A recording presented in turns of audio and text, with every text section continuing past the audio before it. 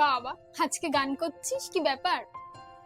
তা গান গাইবো না? বাড়িটা দেখেছিস আজকে ওয়েদারটা কি সুন্দর লাগছে।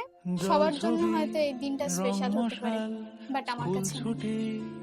আমি বুঝতে পারছি তুই কি বলতে চাইছিস, কিন্তু অন্যের জন্য নিজের খুশিগুলোকে নষ্ট করিস না। তোর কি বৃষ্টির শব্দ শুনে ছোটবেলার কিছু মনে পড়ছে না?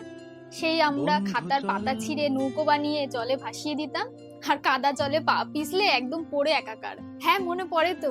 সেই নৌকোর শাড়িগুলো বৃষ্টির জলে কেমন ভেসে যেত, আর মার বকুনি খাওয়ার পরও স্কুল থেকে বাড়ি ফেরার পথে বৃষ্টি ভেজার যে আনন্দটা, তা আলাদাই ছিল। দেখ, ছোটবেলার কথা বলতে তুই কি সুন্দর হেসে উঠলি, তাহলে কেন অন্যের জন্য নিজের খুশিগুলোকে নষ্ট করছিস?